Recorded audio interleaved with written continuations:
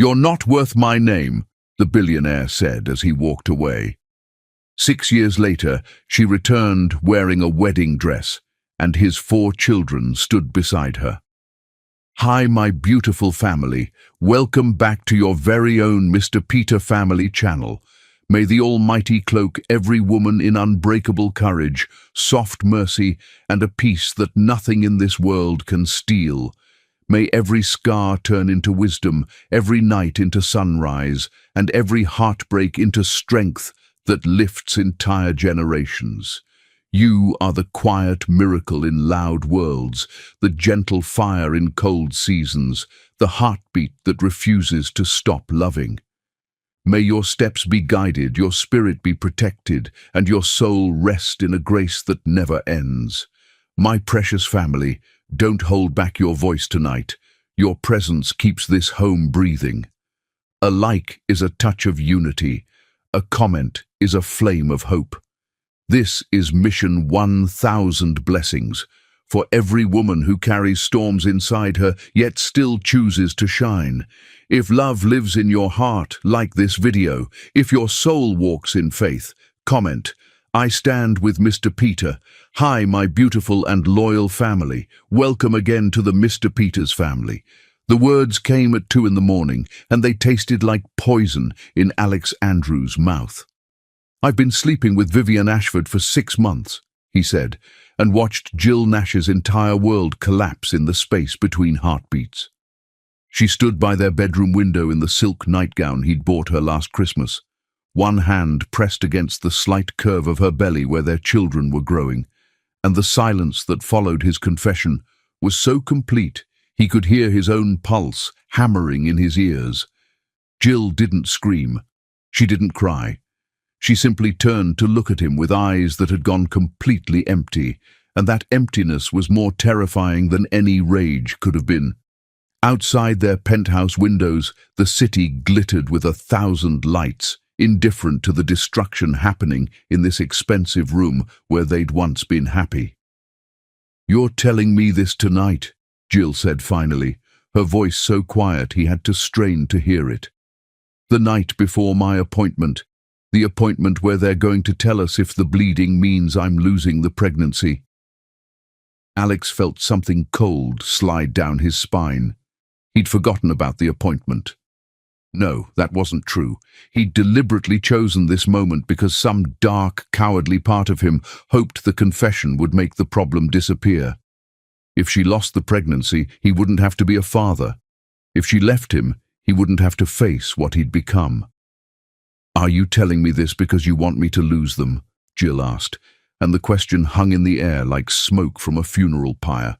Alex opened his mouth to deny it, but his face must have betrayed him because Jill made a sound that wasn't quite a laugh and wasn't quite a sob. She moved to the closet with mechanical precision, pulling out a single suitcase, and began packing with hands that trembled so badly she dropped things twice. A shirt, her favorite book, the photograph from their trip to the coast where they'd talked about baby names and imagined a future that now lay shattered at their feet.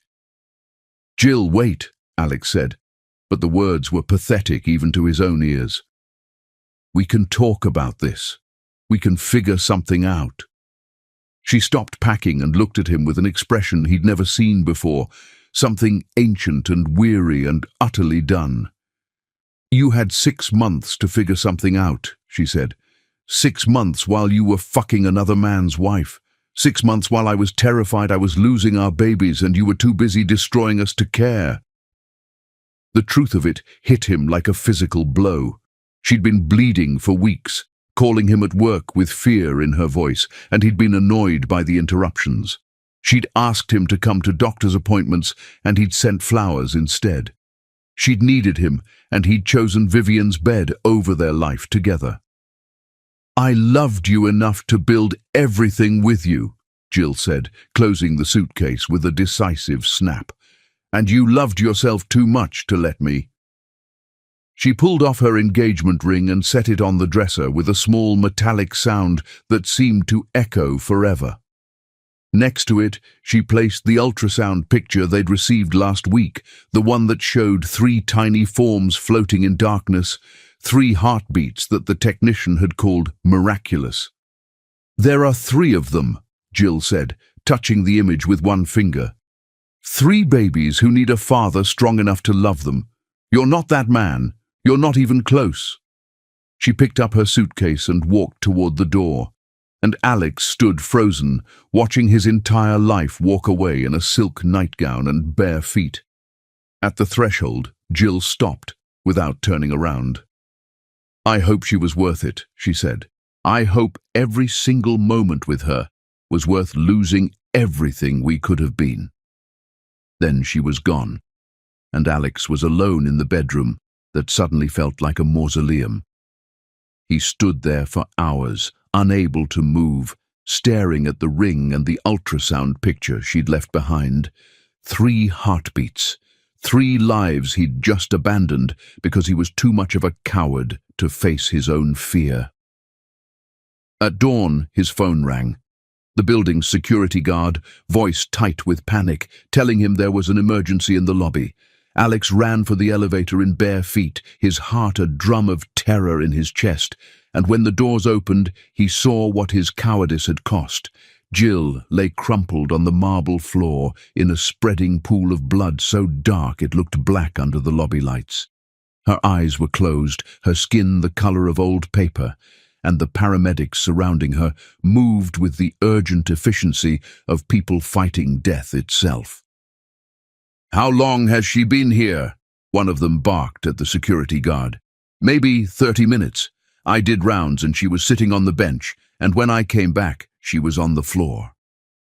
30 minutes. She'd made it to the lobby and collapsed, and no one had known.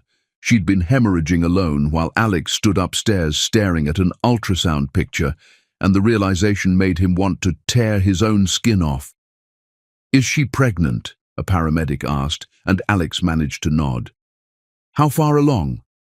3 months, triplets. She's been having complications."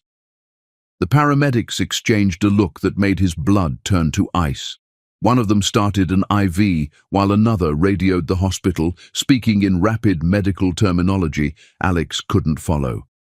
They loaded Jill onto a stretcher, and her head lolled to one side, lifeless and terrifying. "Is she going to die?" Alex asked, and his voice sounded like it belonged to someone else. "We're doing everything we can," one paramedic said, which wasn't an answer at all. They rushed her toward the ambulance and Alex tried to follow, but a paramedic blocked his path. "Are you the father?" "Yes, I'm her fiancé." "Then you need to understand something," the man said, and his eyes were hard as stones. "If we'd gotten here 5 minutes later, she'd be dead. Your fiancé was bleeding out on that floor while you were somewhere else. Whatever you were doing, I hope it was worth her life." The ambulance doors slammed shut, and the siren wailed into the morning, and Alex stood on the sidewalk in his pajamas, watching them take away the only person he'd ever truly loved. The marble floor where Jill had lain was still slick with her blood, and the security guard was calling a cleaning crew, and the sun was rising over the city like this was just another ordinary day. But nothing would ever be ordinary again, because Alex had finally understood what he'd done. He'd confessed his affair the night before her critical appointment because he was too selfish to face responsibility. He'd let her walk out bleeding and terrified because his shame mattered more than her safety. He'd killed something precious through sheer cowardice, and the triplets growing inside her might not survive his cruelty. Alex fell to his knees on the bloody marble and understood with perfect clarity that he'd destroyed the only thing in his life that had ever truly mattered, and there was no way to undo what he'd done.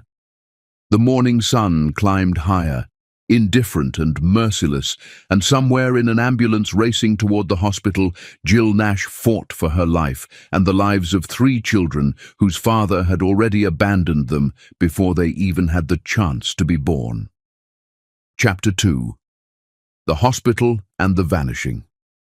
The waiting room smelled like disinfectant and fear, and Alex had been sitting in the same plastic chair for 18 hours. His hands were still stained with Jill's blood from where he'd touched the marble floor in the lobby, brown crescents under his fingernails that he couldn't seem to scrub away, no matter how many times he washed them in the bathroom sink. The clock on the wall showed it was past midnight now, moving into a new day that Jill might not live to see, and every minute felt like drowning. The emergency room doors burst open, and Jill's family arrived like an avenging army. Her father Marcus saw Alex first, and the rage that crossed his face was so pure and terrible that 2 security guards materialized from nowhere to intercept him before he could reach the chairs where Alex sat. "You son of a bitch!" Marcus roared, straining against the guards holding his arms. "My daughter could be dying because of you. She came to you bleeding and terrified, and you threw her out in the middle of the night. What kind of monster does that to a pregnant woman?" Jill's mother, Rachel, was quieter but somehow worse. She walked up to Alex with the measured calm of someone who'd already decided exactly what she wanted to say, and when she spoke, her voice could have cut glass. "If Jill survives this, you will never see her again," Rachel said. "We will make sure of that. You will not be in the delivery room. You will not hold those babies. You will not get to play father after abandoning them when she needed you most. Do you understand me?" Alex tried to speak, but his throat had closed completely. He nodded, and Rachel's lip curled with disgust. "Good. Now get out of this waiting room before I let Marcus do what he's been wanting to do since we got the call." A nurse appeared before Alex could move, looking exhausted and grim. "Family of Jill Nash?" They all turned as one, and the nurse's expression made Alex's heart stop. "She's alive," the nurse said first, and the relief was so overwhelming, Alex thought he might pass out. "But it's complicated. Jill went into premature labor.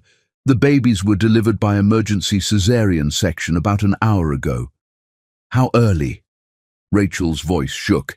22 weeks. They're at the absolute edge of viability. We have 3 extremely premature infants in the NICU right now, and I need you to understand that their chances of survival are very low." The words hit like bullets. 22 weeks, barely past halfway through pregnancy.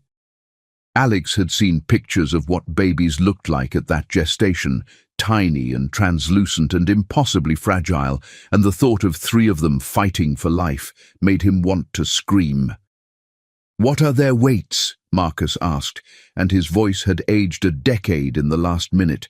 "Baby A is 1 pound 2 ounces, baby B is 1 pound even, baby C is 1 pound 3 ounces. They're all on ventilators and receiving intensive support." 1 pound. A pound of flesh that was supposed to become a person.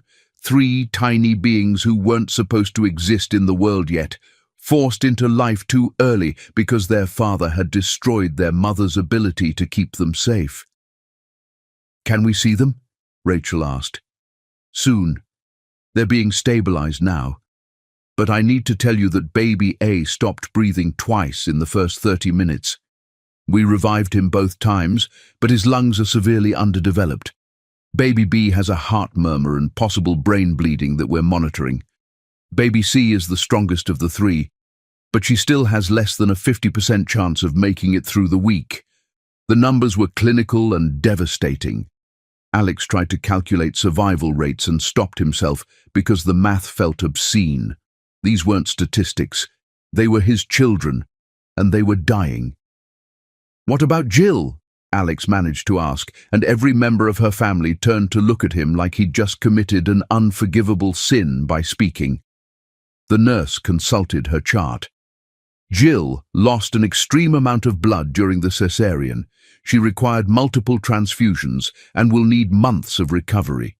The hemorrhaging was caused by placental abruption, likely triggered by severe stress and the physical trauma of the bleeding that started before she was brought in." Stress, physical trauma, medical words for what Alex had done to her. "She's asking not to see anyone right now except her parents," the nurse continued, looking directly at Alex. "Those are her explicit wishes and we're respecting them. Marcus smiled, and it was the cruelest expression Alex had ever seen. "You heard her. Get out." Alex wanted to argue, to demand his rights as the father, but the words died in his throat. He had no rights. He'd surrendered them when he confessed his affair and let Jill walk out bleeding into the night. He'd surrendered them when he chose Vivian over the woman carrying his children. He'd surrendered them when he was too much of a coward to face what he'd done until it was almost too late. He left the hospital and drove home in a daze, and when he walked into the penthouse, the silence was suffocating. Jill's ring still sat on the dresser next to the ultrasound picture, and Alex picked up the image with shaking hands. 3 tiny forms that were now 3 impossibly small humans fighting for their lives in plastic boxes, connected to machines that breathed for them because they couldn't breathe on their own. The hospital bills started arriving within days, astronomical numbers that made his vision blur. The NICU alone cost thousands per day per baby, and there were 3 of them. The surgery, the transfusions, the specialists. The numbers climbed higher every time a new statement appeared, and Alex paid them all immediately, desperate to do something, anything that might make up for what he'd done. But 2 weeks later, every check he'd sent was returned with a letter from Jill's lawyer. She wanted nothing from him, no money, no contact, nothing. The lawyer's letter was brief and devastating. "Ms. Nash wishes to inform you that she's recovering and the triplets are alive. That is all you are entitled to know." Alex hired investigators to find her, but Jill had vanished. She'd resigned from her job via email. Her apartment had been sublet. Her phone number was disconnected. Her social media accounts were deleted. It was like she'd been erased from existence, taking his children with her into a void he couldn't penetrate. The divorce papers arrived on a Tuesday morning, delivered by a process server who handed them over with professional indifference. Inside was a single handwritten note on hospital stationery, and Alex recognized Jill's handwriting, even though it looked shaky and weak.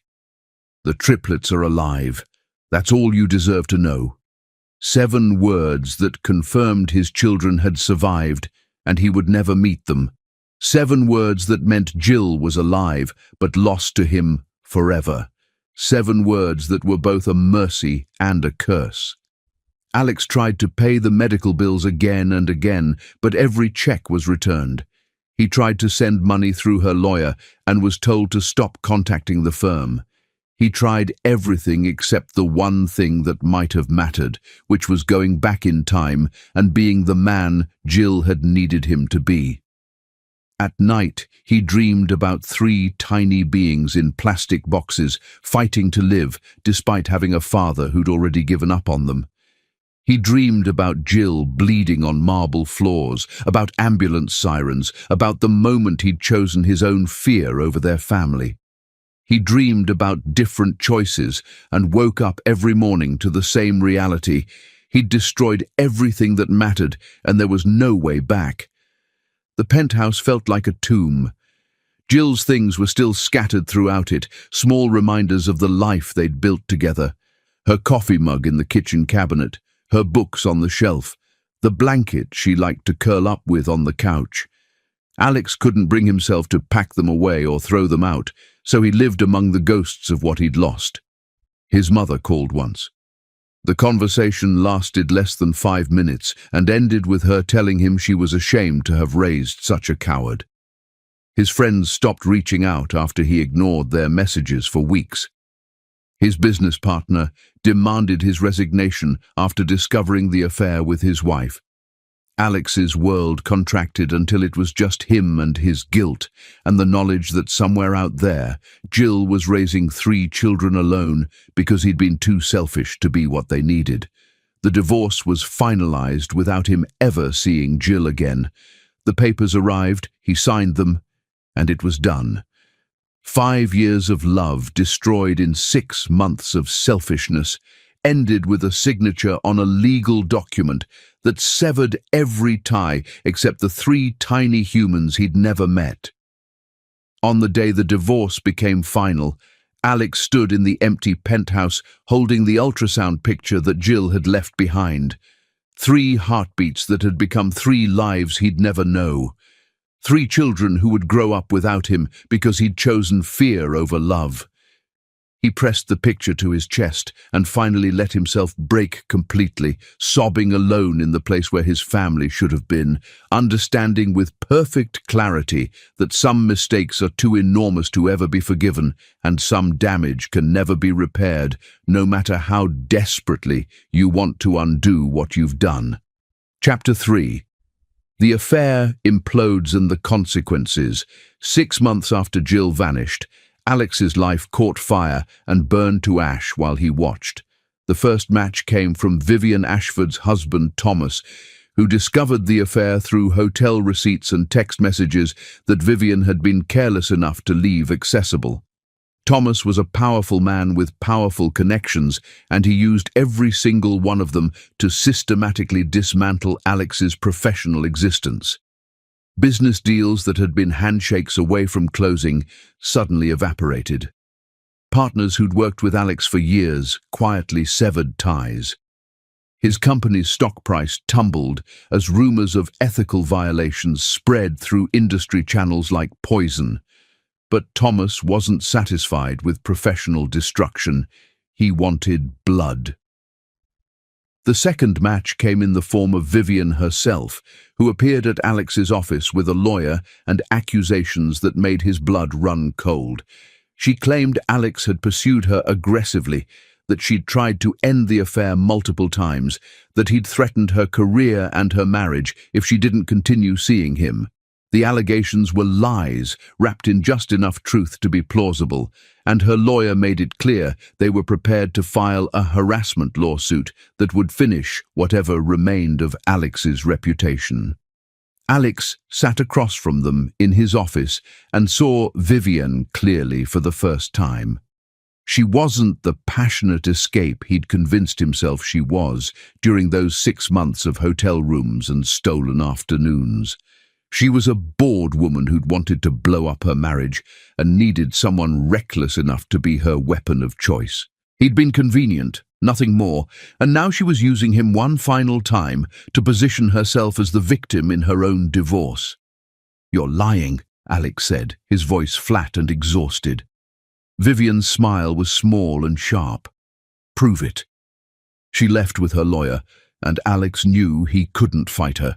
Even if he won, the lawsuit would drag on for months, generating headlines that would destroy what little remained of his business. He settled quietly, paying an amount that made his accountant physically wince just to make Vivian disappear from his life. The third match came from his own mother. Margaret Andrews appeared at his apartment unannounced on a Saturday morning, and the look on her face when Alex opened the door made him want to close it again immediately. She walked past him without greeting, surveyed the mess of his living space, and turned to face him with an expression he'd never seen before.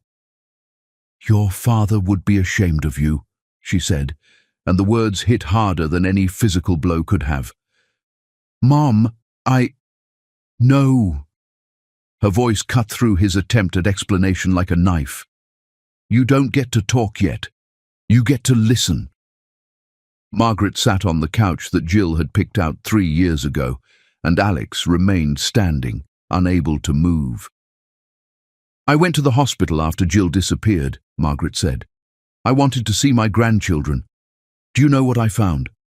3 babies in plastic boxes, each one small enough to fit in my hand, covered in tubes and wires and fighting just to breathe. The nurses told me they'd been born at 22 weeks because their mother had gone into premature labor from stress and trauma. They told me Jill had nearly died on the operating table. They told me she'd spent every single day sitting by those incubators for months, watching her babies struggle to survive, completely alone because the man who was supposed to love her had thrown her away like garbage." Alex felt something break inside his chest. "I tried to pay the medical bills. I tried to help." "You tried to buy your guilt away," Margaret said, and her contempt was absolute.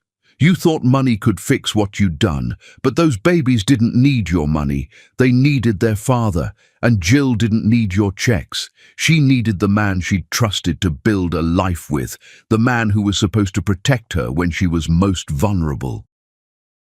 I made a mistake, Alex managed to say, and the words sounded pathetic even to his own ears. A mistake is forgetting an anniversary, or saying something thoughtless, Margaret said. What you did was a choice. You chose to have an affair. You chose to confess it the night before Jill's critical medical appointment. You chose to let her walk out of your apartment while she was hemorrhaging. Every single step of the way, you chose yourself over them. She stood and walked to where Alex stood frozen, and when she looked at him, he saw that her eyes were wet with tears she refused to let fall. I went to Jill's family and apologized for raising a son who could abandon his pregnant partner and his children, Margaret said quietly. They told me everything. How Jill spent 4 months living in a tiny room at the hospital because the babies couldn't be moved. How she sold her car and her jewelry to pay bills that insurance wouldn't cover. How she pumped breast milk every 2 hours and sang to babies who might not survive the night. How she did all of it alone because you were too busy feeling sorry for yourself to actually be there. Alex couldn't breathe. The image his mother painted was worse than anything he'd imagined. I have 3 grandchildren I will never meet because of your selfishness, Margaret continued, and I hope you understand that I blame you completely. Not Jill for leaving, not her family for protecting her. You. This is your fault, Alex, and you have to live with it. She walked to the door and paused with her hand on the handle. Your father died when you were 10, and I raised you alone. I worked 2 jobs to put you through college. I taught you to be honest and kind and strong. And somehow you became a coward who runs away when life gets difficult. I don't know where I failed you, but I know I can't be around you right now. Not until you understand what you've done. Then she left, and Alex was alone again in the apartment that felt more like a prison every day. The weeks that followed were a blur of professional disasters and personal isolation. Alex threw himself into rebuilding his company, working 20-hour days because exhaustion was better than thinking. He fired people who'd been loyal to him because Thomas Ashford demanded it. He closed divisions that had been profitable because his reputation was too damaged to maintain key relationships. He watched everything he'd built professionally crumble while his personal life remained a wasteland. Late one night, drunk on whiskey and self-loathing, Alex pulled up satellite images of hospitals in the region, trying to guess where Jill might have taken the triplets for their NICU stay. He knew it was pathetic, but he couldn't stop himself from searching for any trace of the family he'd lost. Then Vivienne appeared at his apartment door. She was drunk too, her perfect hair disheveled, her makeup smeared, and when Alex opened the door, she pushed past him into the apartment without asking permission. I lied, she said, laughing in a way that sounded more like crying. About the harassment, about you pursuing me, all of it. Alex stared at her, unable to process what he was hearing. I needed someone to destroy my marriage, Vivienne continued, pouring herself whiskey from his bar. Thomas was too perfect, too controlled, too fucking boring. I wanted chaos. I wanted to blow everything up and start over. And you were so obvious, Alex. So desperately afraid of being a father, so easy to manipulate. All I had to do was flirt a little and you came running. The truth of it settled over Alex like a blanket of ice. He hadn't been special to her. He'd been a tool she'd used to demolish her own life, and he'd been stupid enough to let himself be used. Why are you telling me this? He asked. Vivienne drank the whiskey in one swallow and set the glass down hard enough that it cracked. Because I won. I got everything I wanted. I'm divorcing Thomas and taking half his fortune. I'm moving to Paris. I'm free. And you're here alone, having lost everything that actually mattered for an affair that meant absolutely nothing. She walked to the door, then turned back with a smile that was all edges. I saw the tabloid photos, you know. of your ex-girlfriend leaving some hospital with triplets. 3 babies who survived against impossible odds. That could have been yours. That could have been your family. But instead, you chose me. And I was never worth choosing." Vivian left, and Alex stood in his destroyed apartment, understanding with perfect clarity how thoroughly he'd been played. He'd thrown away Jill and their children for a woman who'd been using him as a weapon in her own private war, and now he had nothing while Vivian sailed off to her next adventure, completely unscathed. Alex walked to the bathroom and stared at himself in the mirror. The man looking back was a stranger, hollow-eyed and defeated, someone who'd made choice after choice that led him further from everything good until he'd ended up here, alone and despised, with nothing but his guilt and his regrets, and the knowledge that he'd destroyed the only people who'd ever truly loved him.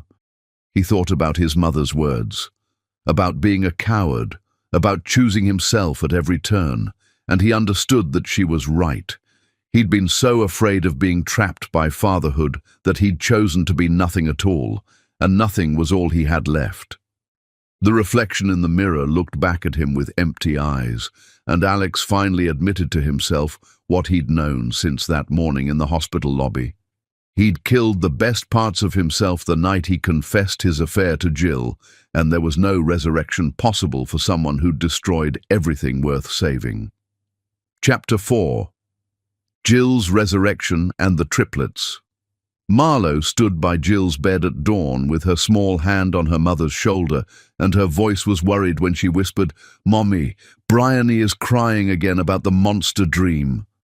Jill opened her eyes to her daughter's face inches from her own, those serious brown eyes that saw too much and worried about everything, and dragged herself from sleep that felt more like unconsciousness.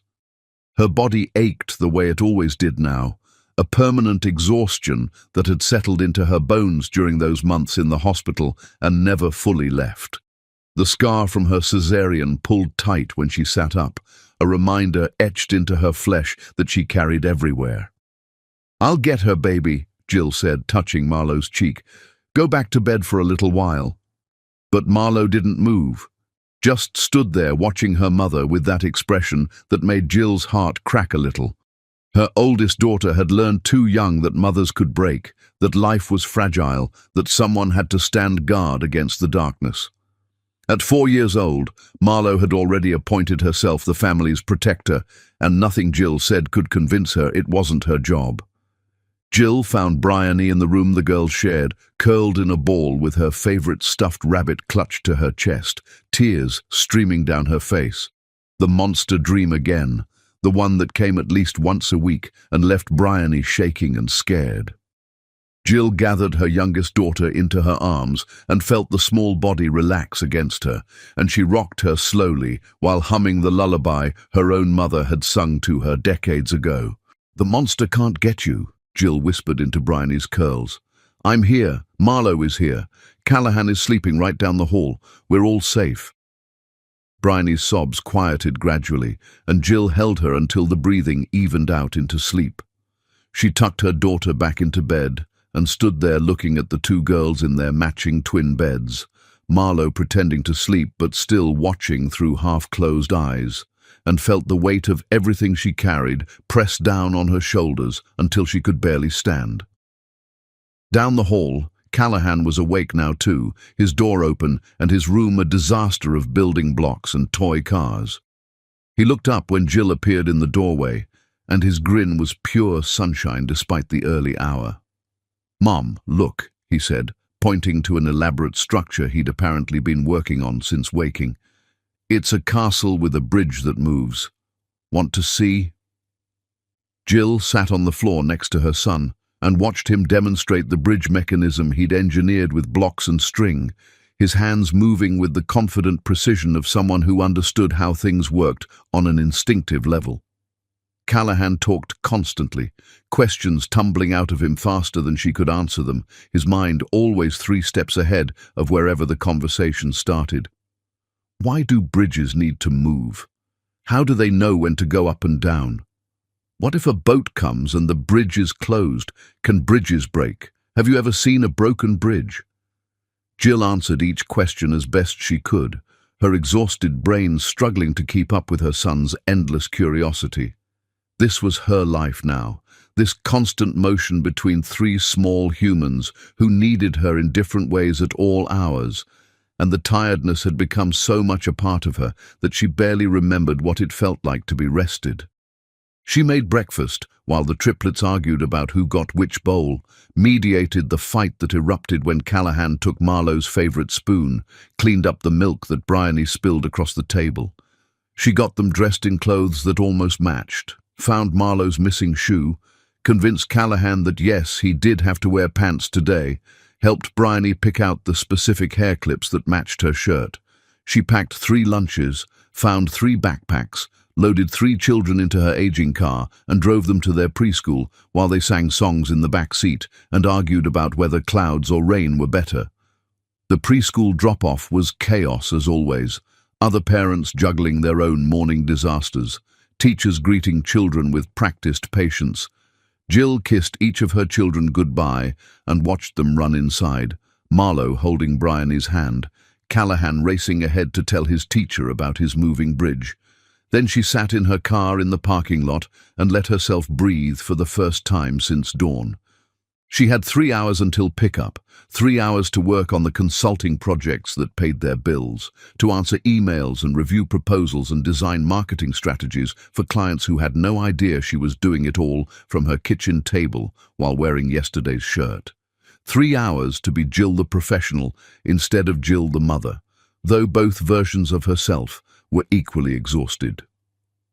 Back at the townhouse that was too small but all she could afford, Jill made coffee and opened her laptop and tried to focus on the brand analysis she needed to finish by tomorrow.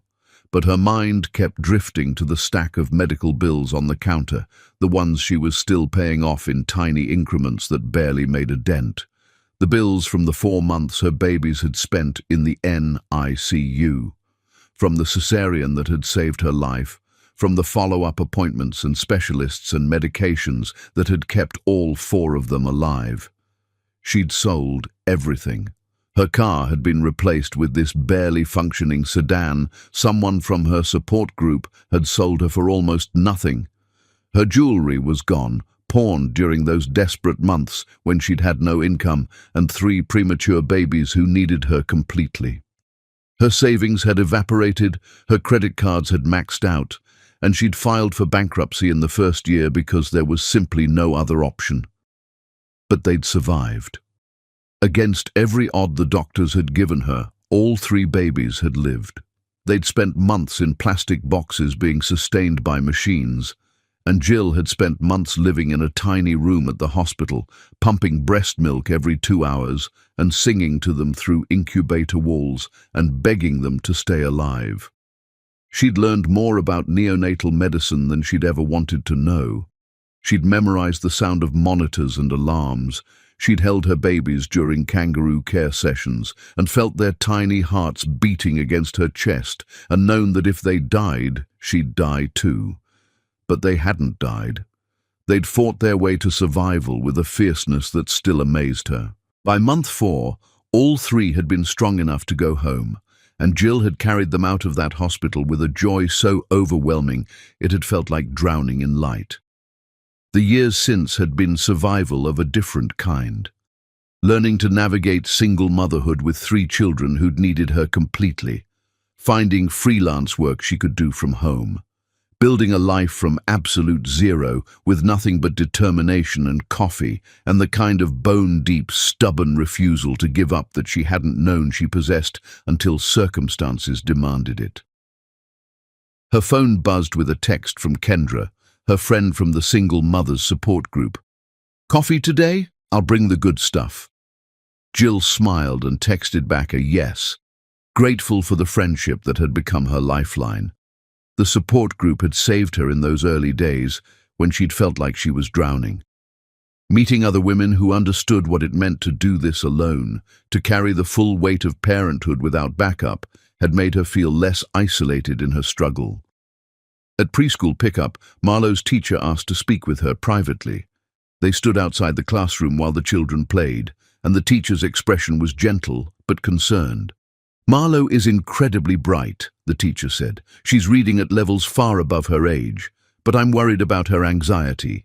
She told me today that her job is to make sure you don't get sad like you used to be." The words hit Jill like a punch to the stomach. Her 4-year-old daughter had appointed herself guardian of her mother's emotional state, and Jill hadn't even realized how much Marlo had been carrying. "I'll talk to her," Jill managed to say, fighting back tears. In the car, Marlo sat quietly while her siblings chatted, and Jill watched her in the rearview mirror and saw the weight her daughter carried in the set of her small shoulders. That night, after the other two were asleep, Jill sat on Marlo's bed and tried to find words for something she didn't know how to explain. "Baby, it's not your job to take care of me," Jill said, brushing hair back from Marlo's serious face. "I'm the mom. Taking care of you is my job, not the other way around."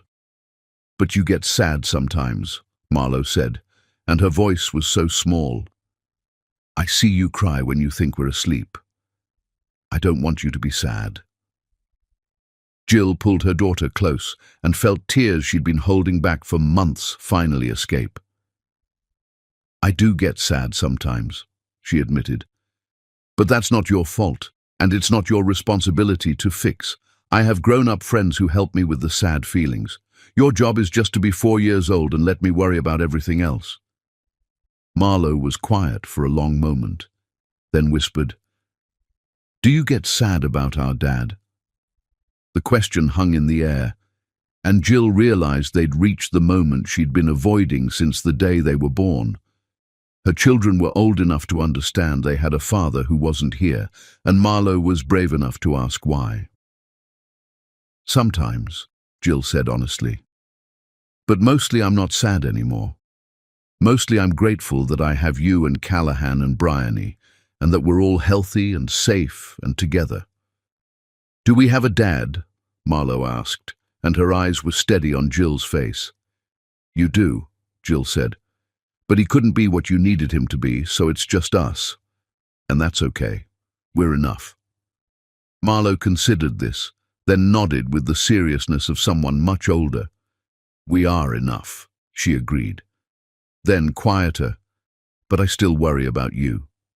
"I know, baby," Jill said, kissing her daughter's forehead. "But I'm tougher than I look, I promise." Later, after Marlo finally slept, Jill stood in her tiny kitchen and opened an email that had arrived while she was doing bedtime. An invitation to speak at a major marketing conference in New York, a professional opportunity that could change her career trajectory completely. The kind of chance she couldn't afford to pass up, even though going back to New York meant returning to the city where everything had fallen apart.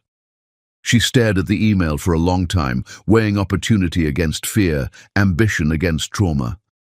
Then she typed her acceptance and hit send before she could change her mind. She'd survived premature labor, months in the NICU, bankruptcy, and single parenthood with 3 small children. She could survive New York for a few days. That night she dreamed about the hospital again, the way she still did sometimes. The sound of monitors, the feeling of holding impossibly tiny babies through incubator ports, the exhaustion that had been absolute. But when she woke, her children were breathing safely in their beds down the hall, and she'd built this life alone from nothing, and that was something to be proud of, even when her body ached and her bank account was nearly empty, and fear lived in the back of her throat like something permanent. She'd survived. They'd all survived. And if she could do that, she could do anything. Chapter 5. The Conference Collision. The hotel lobby smelled like expensive flowers and old money, and Jill felt like an imposter walking through it with her discount suitcase and her conference badge. New York had changed in the years since she'd left, or maybe she had changed, and the city was exactly the same, indifferent to the small tragedies that happened in its expensive apartments and sterile hospital rooms. She'd taken a red-eye flight to save money, leaving the triplets with Kendra, who'd insisted it was no trouble, even though Jill knew 3 4-year-olds were always trouble. The guilt of leaving them had followed her across the country, but this conference could open doors she desperately needed opened.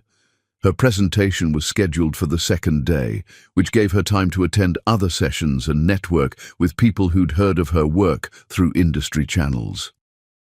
She'd built her consulting reputation slowly, one brilliant campaign at a time, working twice as hard as anyone else because she had to.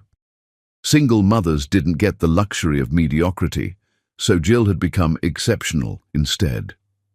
The first morning session was about authentic storytelling in crisis management, and Jill took notes with the focused intensity that had become her default mode. Survive, succeed, build something better from the wreckage of what was lost. That was the story of her life now, even if the conference attendees had no idea why her insights about rebuilding brand trust came from such personal experience.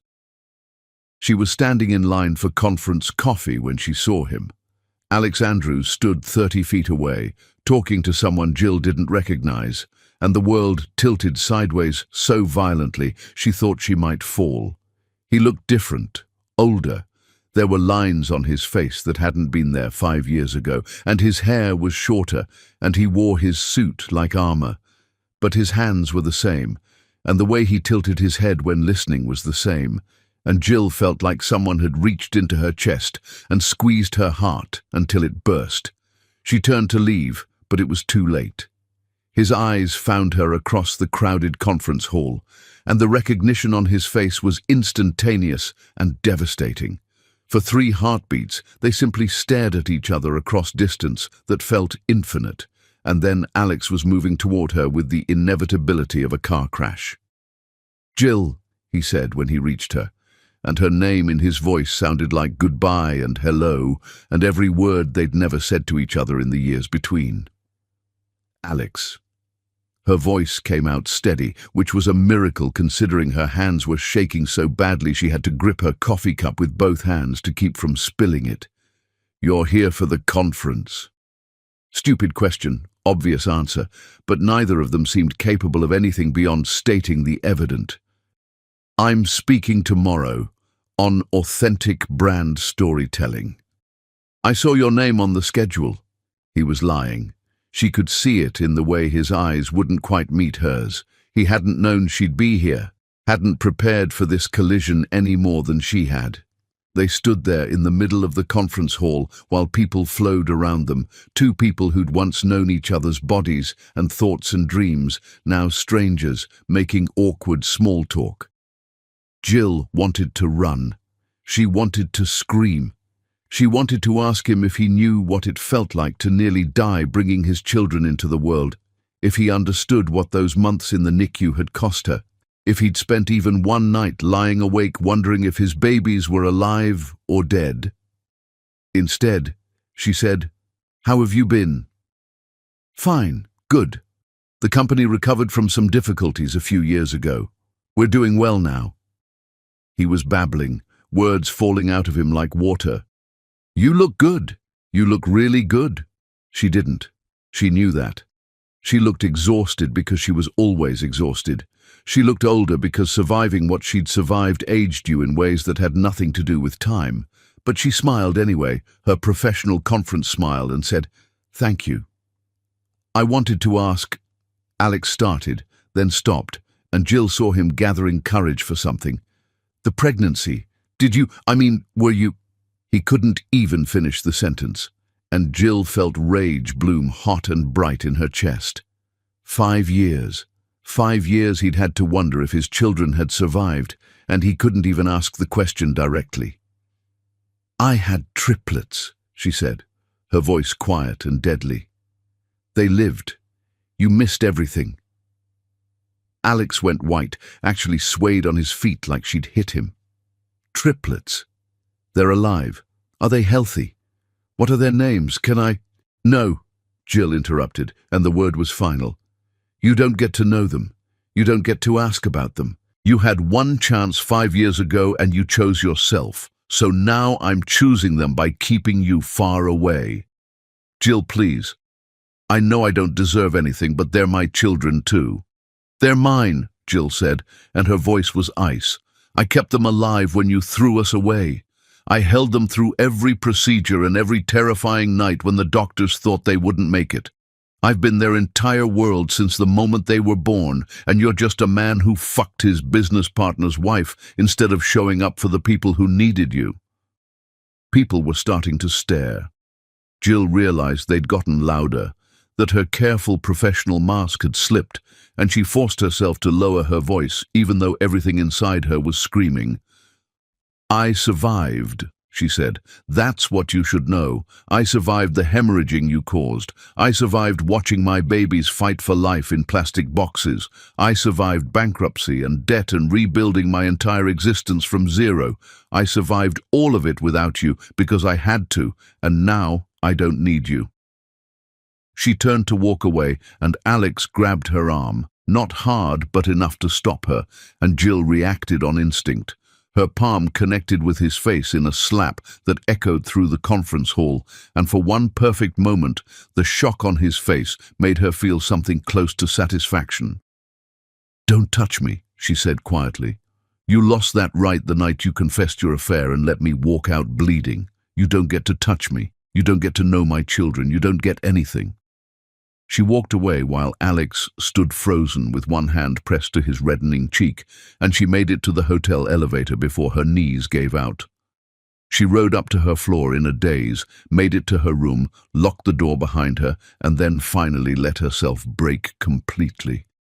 The sobs came from somewhere deep and primal, 5 years of survival and strength cracking open to reveal all the pain she'd buried underneath. She'd seen him, she'd spoken to him, she'd told him the triplets were alive, and watched his face crumble with the knowledge of everything he'd lost. And it should have felt like victory, but instead, it just felt like ripping open old wounds that had never properly healed. Her phone rang. Kendra's name on the screen. "How's it going?" Kendra asked, and her voice was so normal that Jill almost started crying again. "I saw him," Jill managed to say. "Alex, he's here at the conference." The silence on the other end was heavy. Then, "Do you need me to come get you? I can put the kids in the car right now." No, I have to do my presentation tomorrow. This is too important professionally." "Okay, but Jill, you don't owe him anything. Not explanations, not access to your children, nothing. You survived what he did to you, and that's enough." After they hung up, Jill stood in the hotel bathroom and looked at herself in the mirror.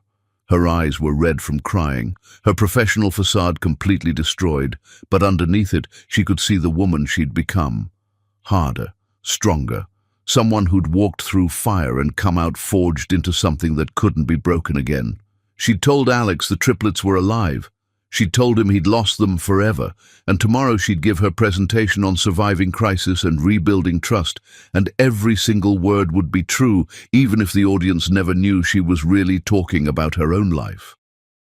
That night, she lay in the hotel bed and thought about 3 car seats back in Portland, about Marlowe's worried eyes and Callahan's endless questions and Bryony's monster dreams. She thought about bedtime stories and breakfast chaos and the tiny townhouse that was barely big enough but was home.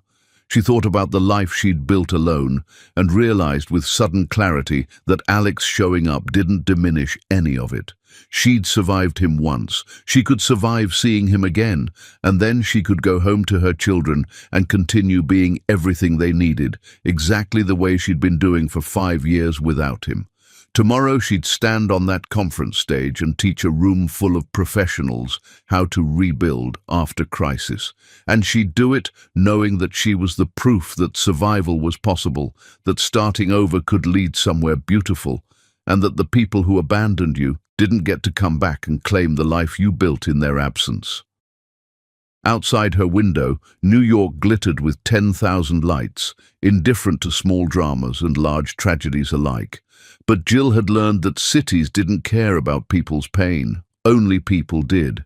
And she had 3 small people back home who loved her not despite her scars, but because of everything she'd survived to keep them safe. That was enough. That was more than enough. That was everything. Chapter 6. The obsession begins. Alex couldn't breathe properly for 3 days after seeing Jill at the conference, like someone had reached into his chest and crushed his lungs between their fingers. Triplets. The word echoed through his mind during meetings he couldn't focus on, through dinners he couldn't taste, through nights he couldn't sleep. 3 children were alive somewhere, carrying his DNA and Jill's strength, and he was a ghost in their existence. They didn't know his name. They'd never seen his face. He'd missed 5 years of their lives because he'd been too much of a coward to face what he'd done.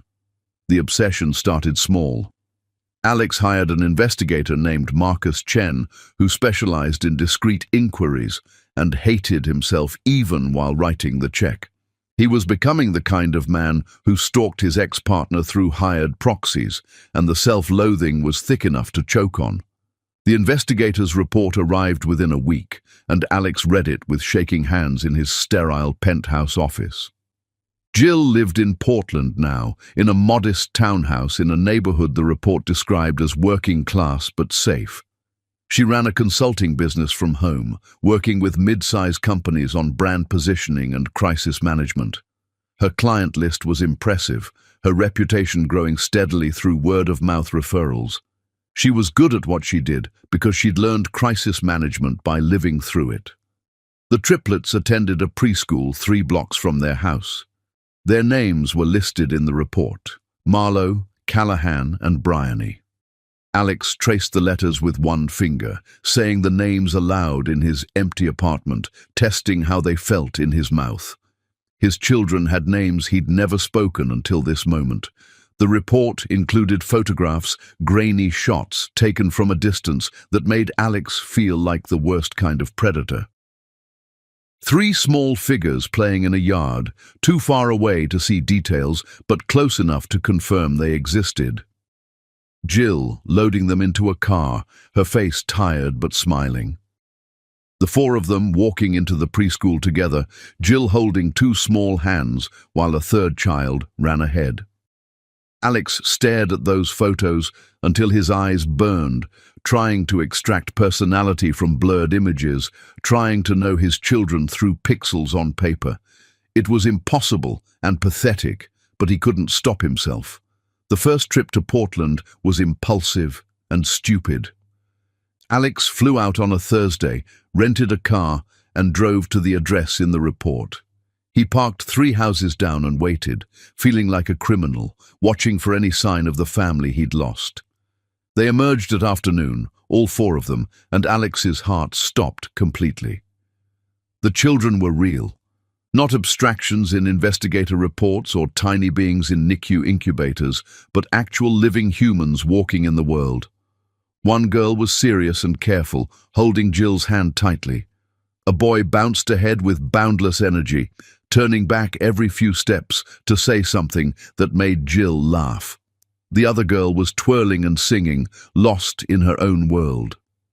Alex watched them walk to the park and followed at a distance that felt both too close and impossibly far. He found a bench obscured by trees and observed them play, trying to memorize everything. The way the serious girl helped the twirling one onto the swings. The way the boy built elaborate structures in the sandbox with intense focus. The way Jill watched all 3 with the vigilance of someone who knew how quickly safety could disappear. He went back to Portland the next week, and the week after that. He learned their routines with the dedication of an addict learning where to score. Preschool drop-off at 8:30, pick-up at 3, park visits on Tuesday and Thursday afternoons, grocery shopping on Saturday mornings. He collected details like someone dying of thirst, collecting raindrops, hoarding every glimpse of the life he wasn't part of. Then, on his 5th trip, everything changed. Alex was parked in his usual spot when Jill's front door burst open and chaos spilled out. Jill came out first, phone pressed to her ear, her face tight with stress. The boy was fighting with the serious girl in the yard, pushing her hard enough that she stumbled. The twirling girl was crying loudly about something Alex couldn't hear. Jill was trying to manage a work call while her children melted down simultaneously, and the overwhelm on her face was painful to witness. Then a man appeared from inside the house. Alex's entire body went rigid. The man was tall, black, probably around 40, and he moved through the chaos with calm efficiency that spoke of experience. He separated the fighting children without raising his voice, got the boy to apologize with just a few quiet words, picked up the crying girl and held her until she calmed. Then he looked at Jill, still struggling with her work call, and simply gestured that he had this handled. Jill's relief was visible even from Alex's car. She nodded gratefully and focused on her call, while the man managed all 3 children like it was the most natural thing in the world. He helped the boy build something with sticks.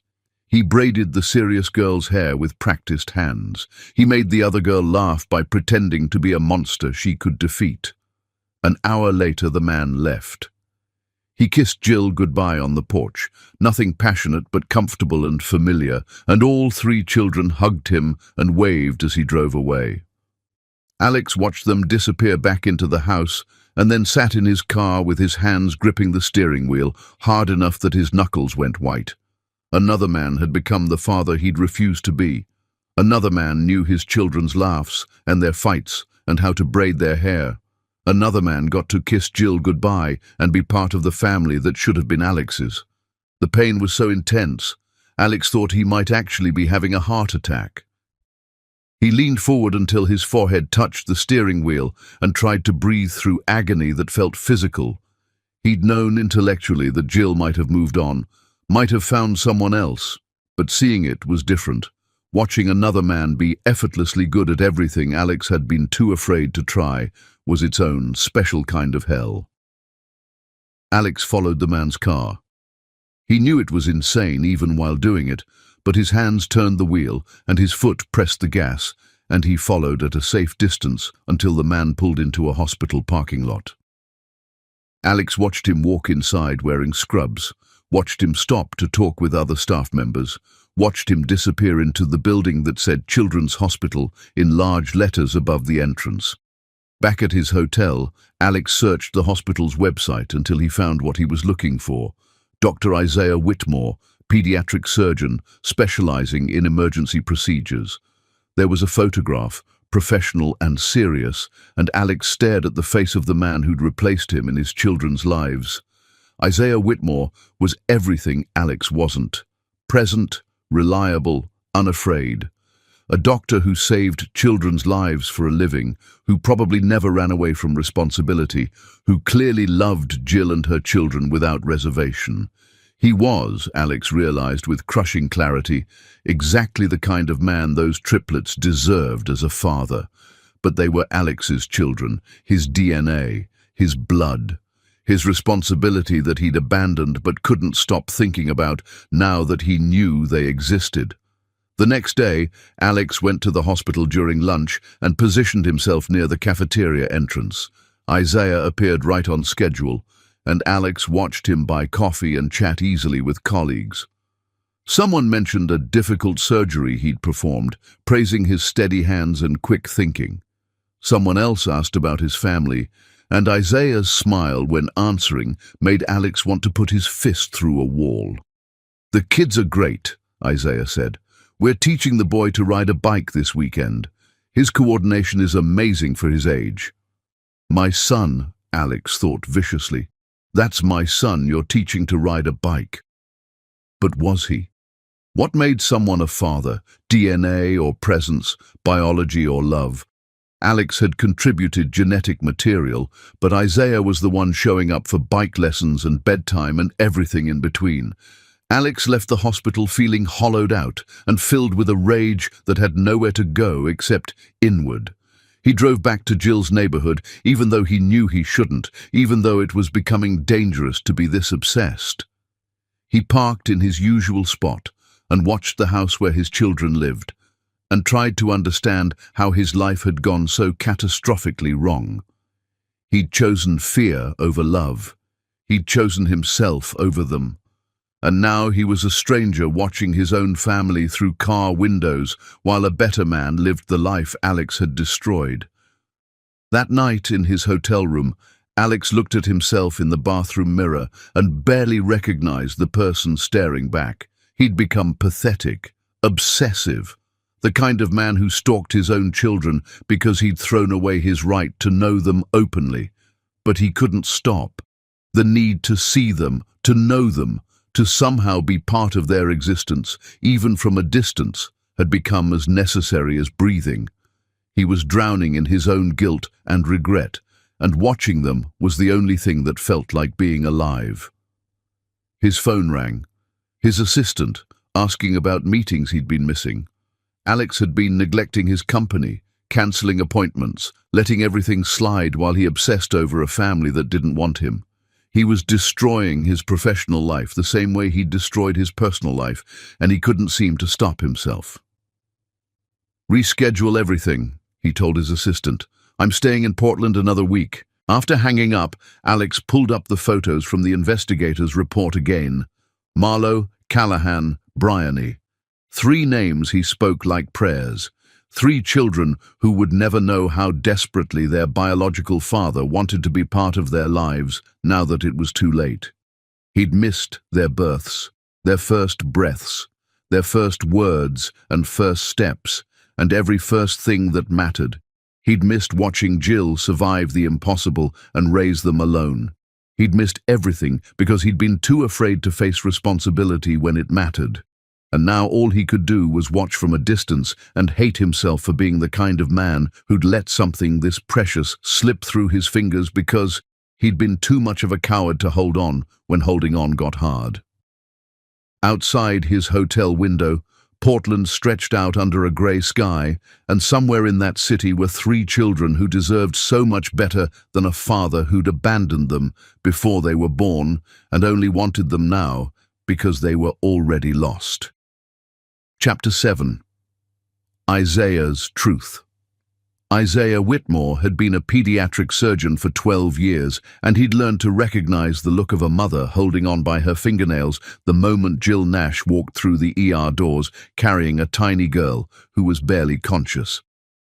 Bryony had been 2 years old then, small for her age because she'd been born desperately premature, and her appendix had burst sometime in the night before Jill realized something was seriously wrong.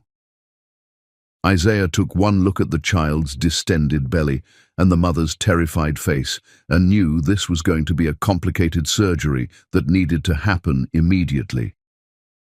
"I need you to trust me," he'd told Jill while nurses prepped Bryony for emergency surgery.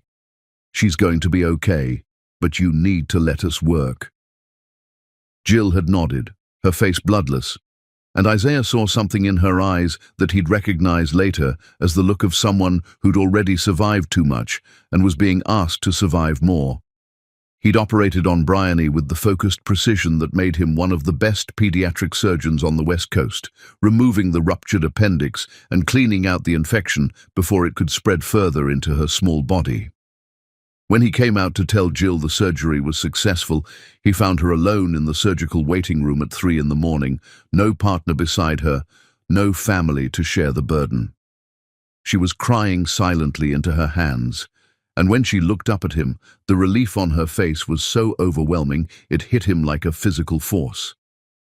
"She's going to be fine," Isaiah said, sitting in the chair next to her. "She'll need to stay in the hospital for observation, but she came through beautifully." "Thank you," Jill whispered. "Thank you so much." "Do you have someone coming to be with you?" Isaiah asked, looking around at the empty waiting room. "My friend is watching my other 2 children," Jill said. "I didn't want to wake them and bring them here for this." Other 2 children.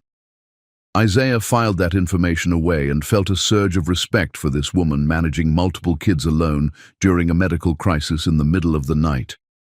He checked on Bryony every day during her recovery, which wasn't unusual for surgeons with young patients, but also wasn't strictly necessary. He told himself he was just being thorough, monitoring for complications, but the truth was, he couldn't stop thinking about Jill's face in that waiting room, about her being alone when her daughter's life was at risk. During one of the follow-up visits, Jill brought all 3 children because childcare had fallen through. Isaiah met Marlowe and Callahan for the first time, two other impossibly small children who looked like they'd also been born too early, and watched how Jill managed all three of them with the exhausted competence of someone who'd been doing this alone for years. "You're doing an amazing job," he told her while examining Bryony's healing incision. Jill laughed, but there was no humor in it. "I'm barely surviving most days." "Surviving counts as success when you're doing it alone with three small children," Isaiah said, and meant it. After that appointment, Isaiah found reasons to check in. He called to see how Bryony's recovery was progressing. He sent follow-up care instructions that were more detailed than necessary. He offered to squeeze in extra appointments when Jill was worried about something. He told himself it was good medical practice, but his colleagues started teasing him about the pretty mom he couldn't stop thinking about. 6 months after Bryony's surgery, Isaiah ran into Jill at a coffee shop near the hospital. She was there alone, laptop open, phone pressed to her ear, while managing what sounded like a complicated work crisis. When she hung up, she looked defeated, and Isaiah approached her table before he could talk himself out of it. "Mind if I sit?" he asked. Jill looked up, and recognition dawned, followed by a smile that made something in Isaiah's chest tighten pleasantly. "Dr. Whitmore." "Of course." They talked for 2 hours. Isaiah learned that Jill was a brand consultant working from home, that the triplets had been born at 22 weeks and spent months in the NICU, that she was a single mother by circumstances she didn't elaborate on. Jill learned that Isaiah had become a surgeon because his younger brother died from a childhood illness that better medical care might have prevented, that he loved his work, but sometimes felt like he was trying to save his brother over and over through his patients.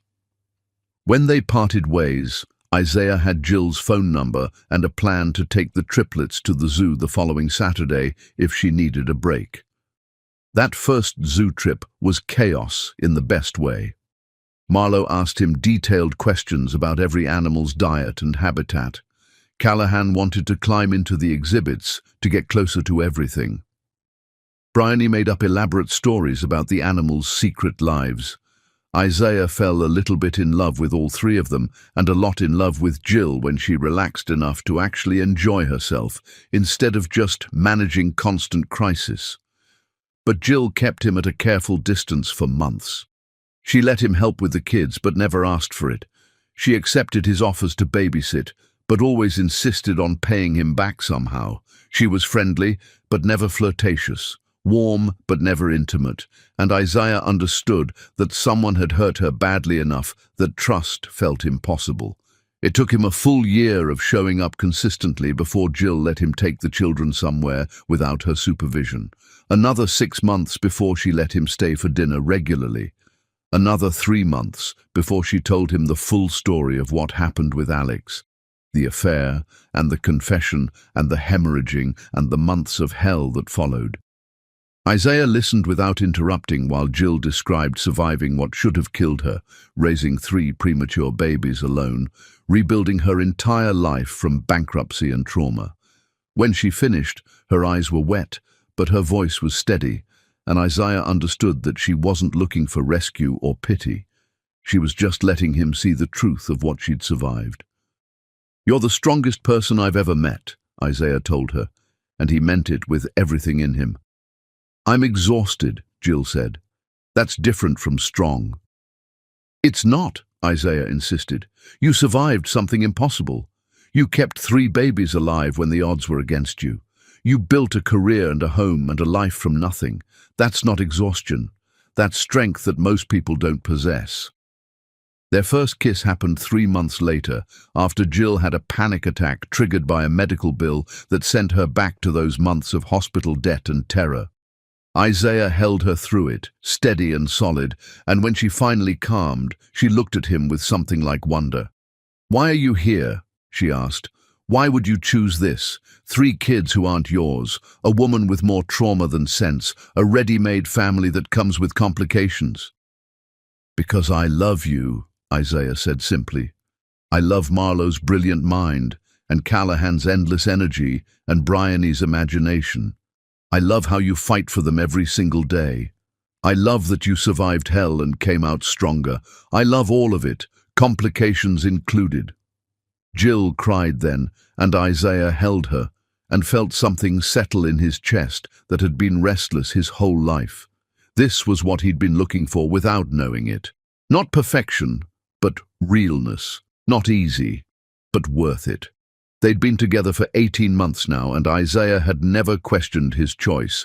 He loved those 3 children like they were his own blood. He loved their mother with an intensity that sometimes scared him.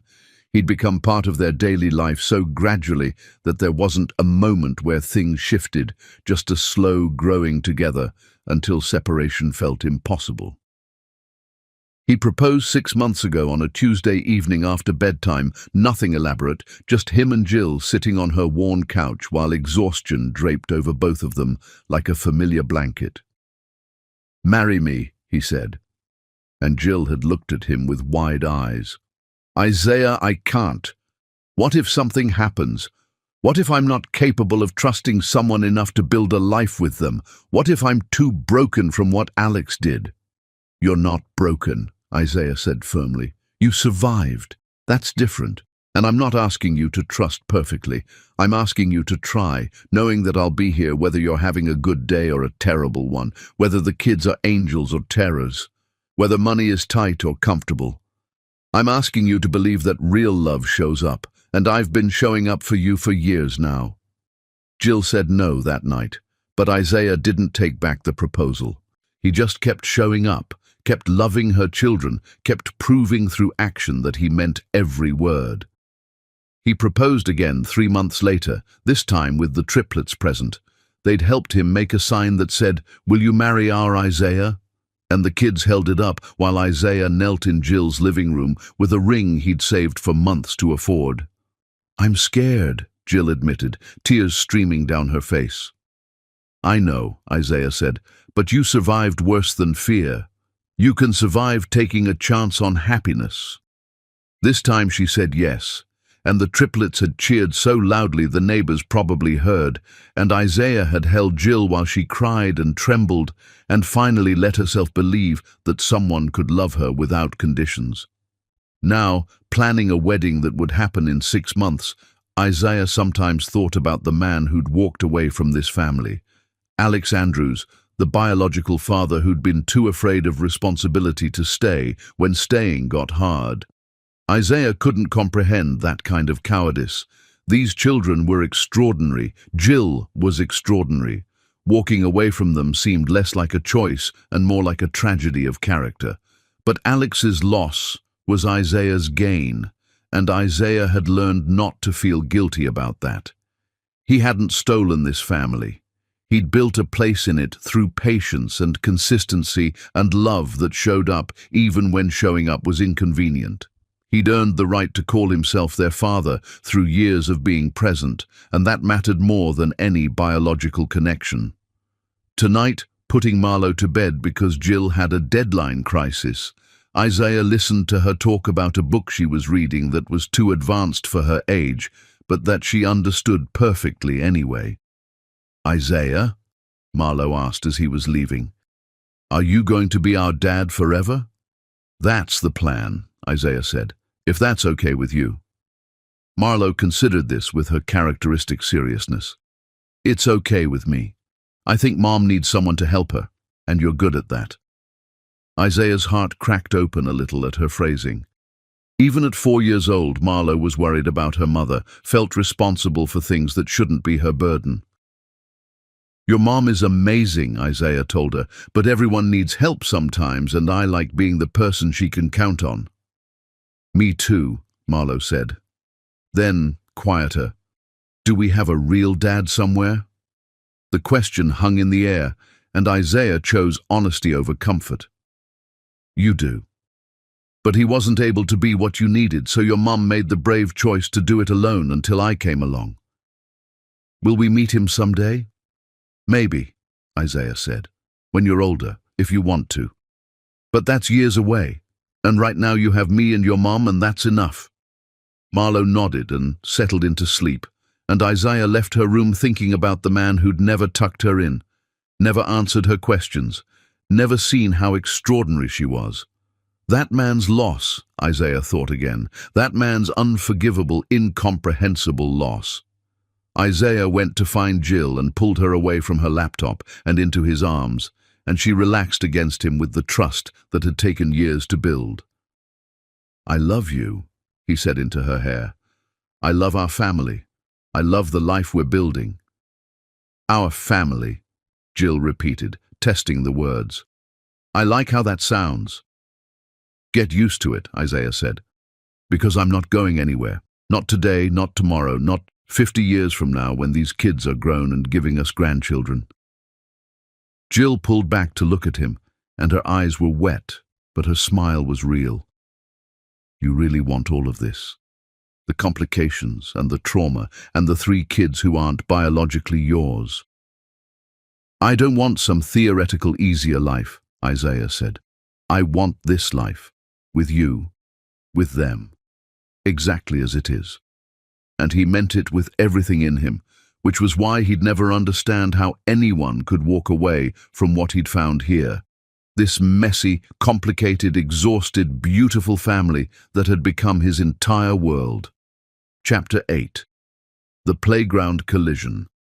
Alex had been watching his children at the playground for 20 minutes when Callahan climbed too high on the jungle gym and the world turned to slow motion. The boy was fearless in a way that made Alex's heart clench with terror and pride simultaneously. Callahan climbed the metal structure with the confidence of someone who'd never been hurt badly enough to learn caution, reaching for the next handhold without hesitation, always stretching just a little further than seemed safe. Jill watched from a bench with the girls flanking her, Marlo reading a book, and Bryony making flower crowns from dandelions, and Alex could see the tension in Jill's shoulders, even from his position behind the tree line. Callahan reached the top of the jungle gym, higher than he should have been able to climb at his age, and stood up on the narrow platform like a conquering hero. Then he leaned too far to wave at his mother, and his foot slipped. Alex was running before he consciously decided to move. His body reacted on pure instinct, legs pumping across the playground, hands reaching out to catch his falling son before his mind could process what he was doing. Callahan fell backward off the platform, arms windmilling, and Alex was there. He caught the boy against his chest, the impact driving the air from his lungs, and for 3 heartbeats, Alex held his son for the first time. Callahan's weight was solid and real, his heart beating fast from the adrenaline of falling, his small hands gripping Alex's shirt automatically. Alex felt the shape of him, breathed in the smell of him, and something fundamental shifted in his chest that felt like rearranging his internal organs. "Thank you, mister," Callahan said, already wriggling to be put down, the fall already forgotten in the way of children who bounce back from terror in seconds. Alex set him carefully on the ground and knelt to eye level, unable to stop himself from checking for injuries even though Callahan was clearly fine. "You okay? That was a big fall." "I'm okay. Did you see how high I was? That was so cool." Callahan's grin was pure sunshine, and Alex saw his own smile reflected in his son's face, the same crooked tilt to the mouth that he saw every morning in his bathroom mirror. "I saw. You're very brave, but maybe not quite that high next time." "Why not? I can climb really good. My dad's teaching me about balance and stuff." The words hit like bullets. My dad, meaning Isaiah, meaning the man who'd earned that title while Alex watched from the shadows like a ghost. "That's good," Alex managed to say. "You should listen to your dad." Callahan nodded enthusiastically, then ran off to rejoin his sisters, already yelling about his adventure. Alex stood slowly, his hands still tingling from the feeling of holding his son, and that's when he saw Jill. She was standing now, her face sheet white, recognition and fury warring in her expression. She collected her children with quiet efficiency, all 3 of them protesting that they weren't ready to leave yet, and Alex watched her herd them toward the parking lot without a single glance in his direction. He should have let them go. He knew that. but his feet carried him after them anyway, keeping a respectful distance but unable to make himself disappear back into the trees and his car. Jill got the children buckled into their car seats, and only then did she turn to face him. "Don't," she said, her voice low enough that the kids couldn't hear. "Don't say anything, don't explain, just get in your car and leave." "I just wanted to see them," Alex said, and hated how pathetic he sounded. "I wasn't going to approach them. I just needed to see that they were okay. They're fine. They've always been fine, because I made sure of it." Jill's hands were shaking as she closed the car door. "You need to stop this. Stop following us. Stop watching them. Stop showing up in our lives like you have any right to be here. They're my children too." "No," Jill said, and the word was absolute. "They're biologically related to you. That's not the same thing as being yours. You gave up any claim to them when you told me to get out while I was pregnant and bleeding. I made a terrible mistake, the worst mistake of my life. Can't you understand that I'm trying to—" "Trying to what?" Jill interrupted, and her voice was steel wrapped in ice. "Make yourself feel better? Ease your guilt by watching them from a distance. You don't get to do that. You don't get to stalk your own children because you're too much of a coward to actually step up and be their father. I want to step up if you'd just let me—" "Let you what, Alex? Meet them, confuse them about who their father is, destroy the family we've built because you finally decided you want to play daddy now that all the hard parts are over." Alex felt anger flash hot through his guilt. "I would have been there for the hard parts if you'd let me. You disappeared completely. You made it impossible for me to find you." Jill laughed, and it was the ugliest sound Alex had ever heard. "I was in the hospital for months. I filed for divorce through a lawyer. The medical bills have your name on them even though you tried to pay and I refused. You could have found me if you'd actually tried, instead of just giving up the second I made it difficult." The truth of it hit him like a slap. He'd let himself believe Jill had made herself unfindable, but really he just hadn't tried hard enough, because trying would have meant facing what he'd done. "I'm getting married," Jill said, and the statement dropped between them like a bomb. "In 6 months. To Isaiah, the man you've probably been watching take care of my children because you're obsessed enough to stalk us but not brave enough to actually do anything about it." Alex felt the world tilt underneath him. "You're marrying him." "I'm marrying the man who showed up when you left. The man who loves my children like they're his own. The man who proved that real fathers are made through action, not biology. Can I meet them?" The words came out desperate and broken. "Please, Jill. Just once. Let me tell them I'm sorry. Let me explain—" "Explain what?" Jill's eyes were wet now, but her voice stayed steady. "That you were so afraid of being a father that you destroyed their mother? That you missed their entire lives because you were selfish?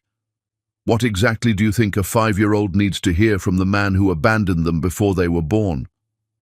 "I don't know," Alex admitted. "I just need them to know I exist, that I think about them, that I'm sorry for everything." Jill was quiet for a long moment, and Alex could see her thinking, weighing options he couldn't see. Finally, she pulled out her phone and typed something. "I'll send you an invitation to the wedding," she said. "You can come. You can meet them for exactly 10 minutes at the reception." 10 minutes, Alex repeated, and it felt simultaneously like a gift and a curse. 10 minutes, Jill confirmed. "And then you let us go. You stop following us. You stop watching them from your car. You stop trying to insert yourself into a life you gave up the right to be part of. Do you understand?" Alex nodded because words were impossible. "If I see you near us before the wedding, the invitation is revoked and I'm filing a restraining order," Jill continued. "I'm giving you this chance because I want them to someday understand that their biological father exists, even if he couldn't be their real father, but that's for them, not for you. Don't confuse the two." She got in her car and drove away, and Alex stood in the parking lot with the phantom weight of his son still in his arms. He'd held Callahan for 3 seconds, and it was the closest he'd ever been to his children, and it would have to sustain him for the next 6 months, until Jill's wedding, when he'd get exactly 10 minutes to meet the family he'd destroyed. That night in his hotel room, Alex's phone buzzed with a message from a number he didn't recognize. When he opened it, his breath caught in his throat. Photographs, dozens of them. Images that must have been taken by Jill over the years, sent now as either gift or punishment. The triplets in the NICU, impossibly tiny and covered in tubes. Jill holding them through incubator ports, her face exhausted and terrified. The children at 6 months, still small, but growing. Their first birthdays with a single candle on a cupcake. Marlowe's first day of preschool. Callahan building an elaborate block tower. Bryony dressed as a butterfly for Halloween. Every major milestone Alex had missed, documented and now sent to him like evidence of his own absence. The final image was from yesterday. All 4 of them at the park where Alex had been watching, taken by someone else's camera. Isaiah was there too, and the 5 of them were laughing about something, a family complete without Alex in the frame. Below the photos was a single message from Jill. "This is what you chose to miss. Remember that during your 10 minutes. Alex looked at each photograph until his eyes burned, trying to memorize faces and moments he'd never witnessed in person. His children had grown from transparent beings in plastic boxes to full humans with personalities and preferences and lives that had nothing to do with him. Jill had survived and thrived and built something beautiful from the ashes of what he'd destroyed, and all Alex had was guilt and regret and the promise of 10 minutes at a wedding where he'd watched Jill marry a better man. He sent back a single message. "Thank you for this. I know I don't deserve it." Jill's response was immediate and final. "You don't. But someday they might want to know you existed, and I'm doing this for them. Not for you. Never for you." Alex set his phone down and sat in the dark hotel room surrounded by his expensive things that meant nothing, and understood with perfect clarity that some damage is permanent, some mistakes are unforgivable, and some families are lost forever, no matter how desperately you want them back. He had 6 months until the wedding. 6 months to prepare for 10 minutes with the children he'd abandoned and the woman he'd destroyed. 6 months to figure out how to fit a lifetime of apology and regret into a brief meeting that would never be enough to undo what he'd done. Outside his window, Portland settled into night, and somewhere in this city his children were sleeping safely in beds he'd never seen, in a home he'd never visited, dreaming dreams he'd never know, loved by a father who'd earned that title through showing up while Alex was too busy being afraid. Chapter 9. The confrontation that ends everything. The cafe was intentionally neutral, a small place in a neighborhood neither of them had history in, and Jill arrived exactly on time wearing armor made of expensive clothes and perfect makeup. Alex was already there, sitting at a corner table with coffee he hadn't touched, and when Jill walked in, his heart did something complicated that felt like breaking and healing simultaneously. She looked different from the woman he'd destroyed 5 years ago, harder, sharper, like someone who'd been forged in fire and come out made of something unbreakable. "Thank you for meeting me," Alex said as she sat down across from him. "I'm not doing this for you," Jill said immediately. "I'm doing this so I can tell Isaiah I gave you one final conversation before we get married. This is closure for me, not absolution for you." "I understand. Do you?" Jill leaned forward, and her eyes were cold. "Do you actually understand what you did? Because I've spent 5 years wondering if you even comprehend the magnitude of how thoroughly you destroyed me." Alex opened his mouth, but Jill raised a hand to silence him. "No. You asked for this meeting, but I'm going to talk first, and you're going to listen. That's how this works." She pulled out her phone and set it on the table between them, and Alex saw it was open to a notes app with what looked like a prepared statement. I started bleeding the day after you confessed your affair, Jill said, her voice clinical and precise. Not spotting, hemorrhaging. I was in the shower and blood just poured out of me like someone had opened a faucet, and I knew immediately that I was losing the pregnancy. I called an ambulance, and while I waited for it to arrive, I genuinely thought I was going to die alone on my bathroom floor, because you'd confessed your affair the night before and left me too shocked to think straight. Alex felt bile rise in his throat, but said nothing. The paramedics told me later that if I'd waited even 10 more minutes to call, I would have bled out completely. Do you understand that? You confessed your affair and I almost died from the stress of it within 24 hours. Jill, I said you're going to listen. Her voice could have cut glass. At the hospital, they told me I was having placental abruption, which is when the placenta detaches from the uterine wall. It's fatal for the babies and potentially fatal for the mother. The cause? Severe emotional trauma and physical stress. Medical terminology for what you did to me. She looked down at her phone and continued reading from her notes. They tried to stop the labor but couldn't. At 22 weeks, the babies were delivered by emergency cesarean. Do you know what babies look like at 22 weeks, Alex? They're transparent. You can see their organs through their skin. Each of mine weighed about 1 pound, and the doctors gave them a 30% chance of survival. 30%, less than a coin flip. Alex's hands were shaking so badly he had to clasp them together under the table. Baby A stopped breathing twice in the first hour. They revived him both times, but his lungs were so underdeveloped that they didn't think he'd make it through the night. Baby B had brain bleeding and a heart murmur. Baby C was the strongest, but even she needed machines to breathe for her. Jill's voice cracked slightly, but she powered through. I spent 4 months living in a room at the Ronald McDonald House. Every day I sat by 3 incubators and watched my babies struggle to survive. Every single day I thought one or all of them might die, and I'd have to figure out how to bury children who'd never had a chance to live because their father was so afraid of responsibility that he destroyed us. I'm so sorry, Alex managed to say, and the words were pathetically inadequate. Your sorry means nothing, Jill said. Do you want to know what the hardest part was? It wasn't watching them fight to live, though that was hell. It was doing it completely alone. Every terrifying moment, every procedure, every time alarms went off and I thought they were dying, I faced it by myself because you'd thrown us away like we were garbage. She looked up from her phone now, and her eyes were dry but furious.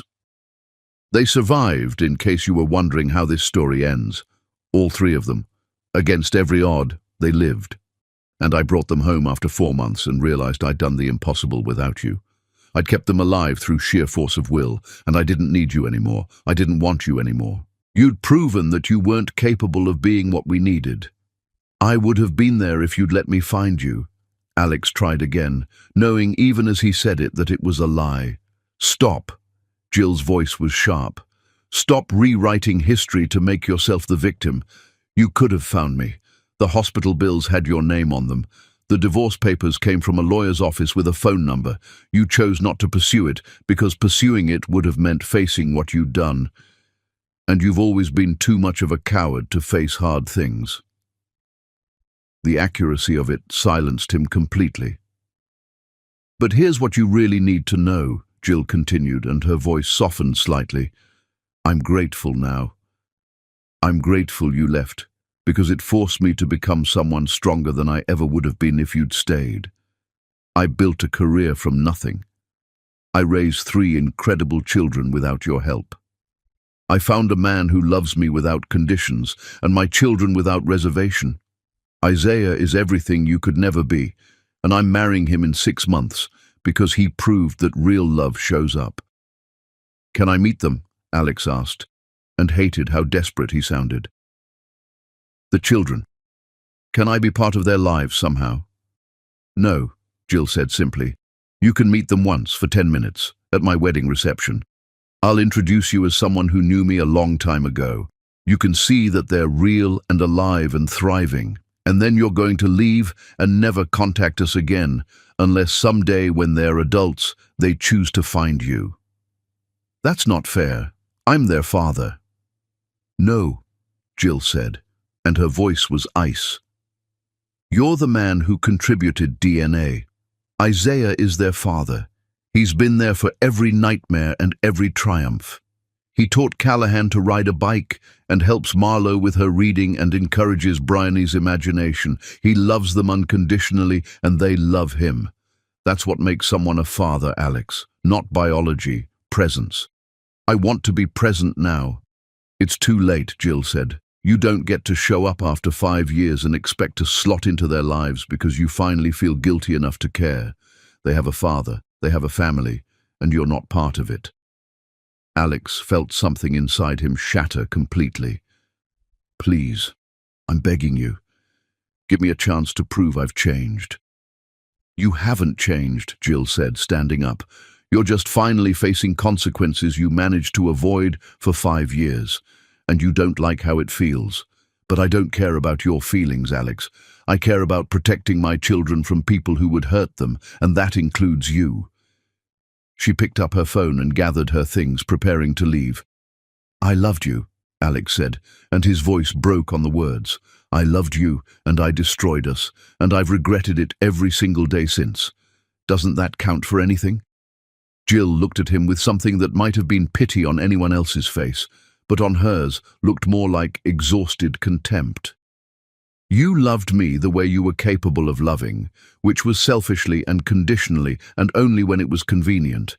Isaiah loves me the way I deserve to be loved, which is completely and without reservation, and even when it's hard. That's the difference between you. She turned to leave, then paused and looked back one final time. You'll get your 10 minutes at the wedding. Use them wisely, because that's all you're ever going to get. And Alex? When those 10 minutes are over, I want you to walk away and build a life that doesn't include us. Find someone to love who you're actually capable of loving well. Have children you're actually prepared to be a father to, but leave mine alone. They deserve better than your guilt and regret. Then she was gone, and Alex sat in the cafe alone while other people had normal conversations around him, and he understood that this was the end. There would be no redemption arc, no second chance, no happy ending where he proved himself and earned his way back into their lives. He'd destroyed everything that mattered 5 years ago, and now he'd have to live with that destruction forever. 10 minutes at a wedding, and then nothing. A lifetime of watching from the outside while his children grew up calling another man father, while Jill built a life with someone who deserved her, while the family he'd abandoned thrived without him. Outside the cafe window, the world continued turning, indifferent to small tragedies and large regrets. Alex sat in the wreckage of his own choices and finally understood that some mistakes are simply too enormous to ever be forgiven, and some damage can never be repaired no matter how desperately you want to undo what you've done. He'd lost them, completely and irrevocably, and he had no one to blame but himself. Chapter 10. The wedding where he loses everything. The wedding was small and perfect, held in a garden that blazed with late summer flowers, and Alex sat in the last row, watching Jill marry the man who'd become everything Alex had refused to be. Isaiah stood at the altar in a grey suit that fit him perfectly, and when Jill appeared at the end of the aisle, his face transformed with a joy so pure it was painful to witness. Jill wore a simple cream dress that made her look like something from a dream, and she walked toward Isaiah with confidence that spoke of certainty instead of fear. But what destroyed Alex completely was the children. Marlo walked ahead of her mother as junior bridesmaid, wearing a dusty blue dress and carrying flowers with the serious concentration she brought to everything. Bryony came next as flower girl, scattering petals with elaborate theatrical flair. And Callahan brought up the rear as ring-bearer, carrying a pillow with exaggerated carefulness that made the small audience laugh. They moved through the ceremony with complete comfort, because this was their family, their celebration, their father getting married to their mother. Alex was just a stranger in the back row, watching a play about someone else's happiness. When the vows came, Alex wanted to leave, but couldn't make himself move. "Jill," Isaiah said, his voice steady and clear, "I promise to love you not just today, but every day, in good times and bad.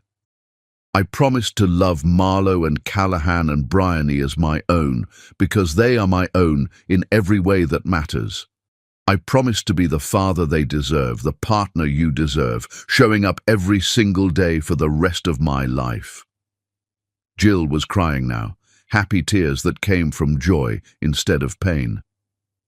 "Isaiah," she said, her voice thick with emotion, "you taught me that love isn't fear. You taught me that real men show up instead of running away. You taught me I deserve to be happy, and then you gave me happiness without conditions. Thank you for loving my children like they've always been yours. Thank you for proving that family is built through choice and consistency, not just biology." The words were knives in Alex's chest. This was what real love looked like. Everything Alex had been too afraid to do. "I now pronounce you husband and wife," the officiant said, and Isaiah kissed Jill while the triplets cheered. The five of them stood at that altar as a unit, complete and whole, and Alex understood that there was no space left for him in that family portrait. At the reception, Jill walked toward him with all three children, and Alex's heart began hammering so hard he thought everyone could hear it. "Kids," Jill said, kneeling to their level, "this is Alex Andrews. He's someone who knew your mom a long time ago, before you were born." Three pairs of eyes studied him with frank assessment. Alex knelt down to match their height, trying to memorize every detail of their faces. "Hi," he managed to say, and his voice sounded broken. "Hi," Marlo said politely. "Are you Mommy's old friend?" "Something like that," Alex said, and the lie tasted like ash. Callahan was more focused on the action at the other side of the reception. "Mom, can we go dance now? Dad said he'd teach us a new spin." "Dad." The word came so naturally from his son's mouth, and it meant Isaiah, and Alex felt like someone was slowly pulling his heart out through his ribs. "In a minute, baby," Jill said. "Say hello to Alex first." "Hello," Callahan said dutifully. Then to Alex, "Do you know our dad?" The question was innocent and devastating. Alex forced himself to shake his head. "No, I don't." "He's the best," Callahan continued, obviously proud. "He builds stuff with me and teaches me about balance and momentum and all kinds of cool things." "That sounds wonderful," Alex said, and meant it, even though every word felt like swallowing glass. Bryony stepped closer and studied Alex's face with disturbing intensity. "You look sad," she announced. "Are you sad?" "A little bit," Alex admitted, because lying to her felt impossible. "Here," Bryony said, pulling a flower from her basket and pressing it into his hand. "Flowers make people happy. My dad taught me that." My dad. Alex closed his fingers around the flower and felt something inside him crack completely. Marlo was still watching him with those serious eyes that saw too much. "Why are you sad at a wedding? Weddings are supposed to be happy." "Sometimes people are sad and happy at the same time," Alex said. "Happy for your mum, because she found someone wonderful, but sad about other things." "Marlo, enough questions," Jill interjected gently. "Why don't you three go find Isaiah and start that dancing he promised you?" The children ran off without a backward glance, already forgetting Alex existed, and he watched them throw themselves into Isaiah's arms with complete trust. Isaiah caught them easily, laughing, and swung Bryony around while Marlo and Callahan grabbed his other arm, demanding attention. "That's all you get," Jill said quietly, standing beside Alex now. 10 minutes, and now they've met you and moved on, exactly like I told you they would." "They call him Dad," Alex said, unable to stop himself. Of course they do. He is their dad. He has been since Bryony was 2, and he saved her life and then kept showing up every single day after that. Alex turned to face her, and he knew his face was wet with tears. I made the worst mistake of my life. I was so afraid of being trapped that I destroyed the only things that ever mattered. I'll regret it every day until I die. I know, Jill said, and there was no satisfaction in her voice, just exhaustion. But your regret doesn't change anything. It doesn't give you back what you lost. It doesn't make you their father. I'm sorry, Alex said, knowing the words meant nothing but needing to say them anyway. I'm so deeply sorry for all of it. I'm not, Jill said, and that surprised him. I'm not sorry anymore. I was for years. I was angry and hurt and broken. But now I'm just grateful. Grateful I survived. Grateful my children are healthy and happy. Grateful I found Isaiah who loves me without conditions. You destroying us was the worst thing that ever happened to me, but it led to the best thing too. I wouldn't have this life if you'd stayed. The truth of it hit him like a physical blow. His absence had created space for Isaiah. His cowardice had forced Jill to become stronger. I should go, Alex said. Yes, you should, Jill agreed. And Alex, this is goodbye. Not see you later or until next time. Just goodbye. Don't contact us again. Let us have our lives without you haunting the edges of them. What if someday they want to know me? Alex asked desperately. Then when they're adults and they ask about you, I'll tell them the truth. That you existed, that you weren't capable of being their father when it mattered. And if they want to find you then, that'll be their choice to make. But until that day, if it ever comes, you stay away from us. Completely. Alex nodded because there was nothing else to do. He watched Isaiah dance with all 3 children at once, watched Jill join them with her wedding dress swirling around her legs, watched his family celebrate without him. Then he turned and walked away from the reception, got in his car and drove. He made it 3 blocks before he had to pull over because he was crying too hard to see the road. Great heaving sobs that came from somewhere so deep inside him he thought they might never stop. He'd held Callahan for 3 seconds at a playground. He'd spent 10 minutes meeting his children at their mother's wedding, and that was all he would ever have. His phone buzzed with a message from an unknown number. When he opened it, he found a single photograph. Jill had sent him a picture from the wedding. Isaiah stood in the center with a child in each arm, and Bryony on his shoulders, all of them laughing. Jill stood beside them with her hand in Isaiah's, and the 5 of them looked like exactly what they were, a complete family that had no missing pieces. Below the photo was a message. This is what love looks like when someone is brave enough to choose it. I hope you find that someday with someone else. But it won't be with us. Goodbye, Alex. Alex stared at that photograph until his vision blurred completely. He'd lost them, not just today, but 5 years ago when he'd confessed his affair and watched Jill walk out bleeding. Everything since then had just been the slow realization of what he'd destroyed in that single moment of cowardice. He caught the next flight back to New York, leaving Portland and his children and any fantasy of redemption behind. That night in his penthouse, Alex looked at the photograph Jill had sent one final time. Then he deleted it, because keeping it felt like torture he didn't deserve to indulge in. He opened his laptop and wrote everything he felt into a document he'd never send, pouring out regret and understanding and the permanent knowledge that he'd been given something precious and thrown it away because he'd been too afraid to hold on. When he finished, Alex saved the document with their names as the title: Marlowe, Callahan, and Bryony. Then he closed his laptop and sat in his expensive apartment, surrounded by success that meant nothing, understanding that this was his life now, alone, regretful, living with permanent consequences. Across the country in Portland, Jill danced with her husband while their children spun around them in celebration. She'd survived Alex's destruction and built something beautiful from the ashes. She'd found a man who proved that real love shows up, and she'd raised 3 extraordinary children who would never know the pain of an absent father because Isaiah had filled that space completely.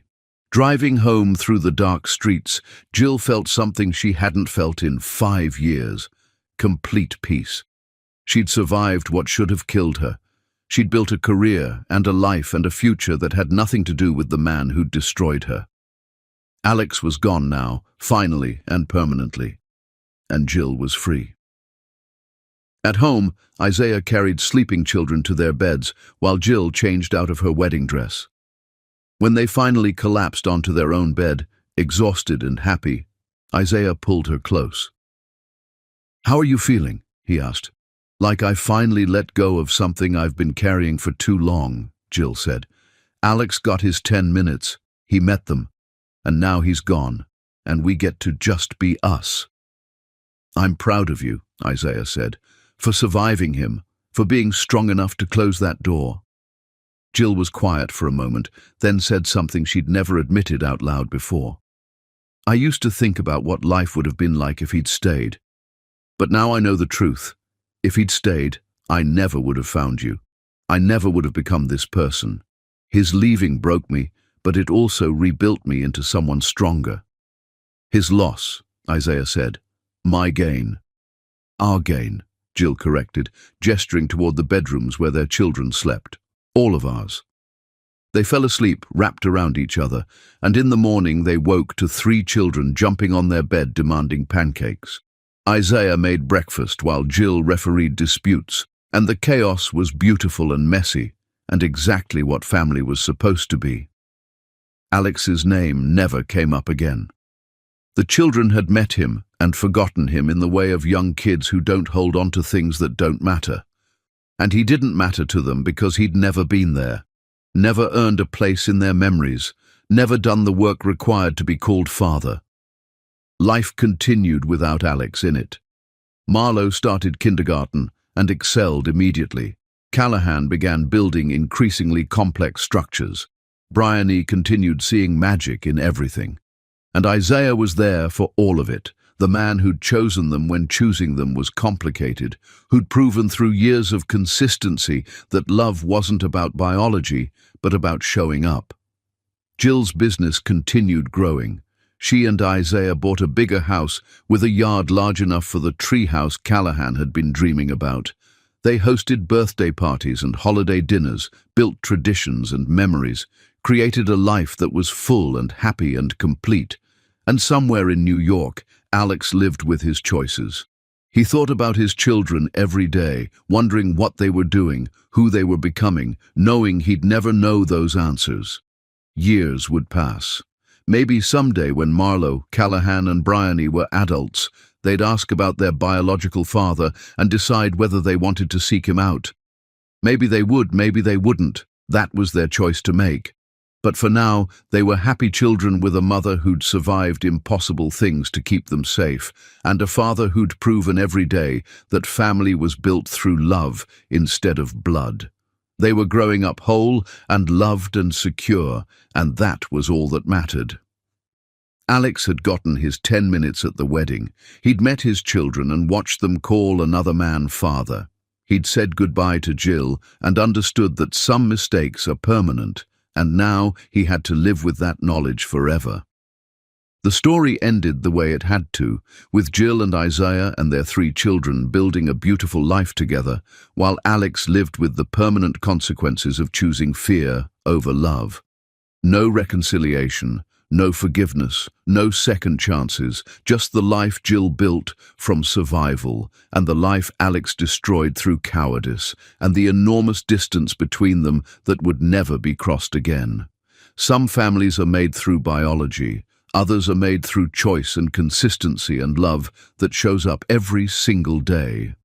Isaiah and Jill had built the second kind, and it was real and strong and complete without Alex in it.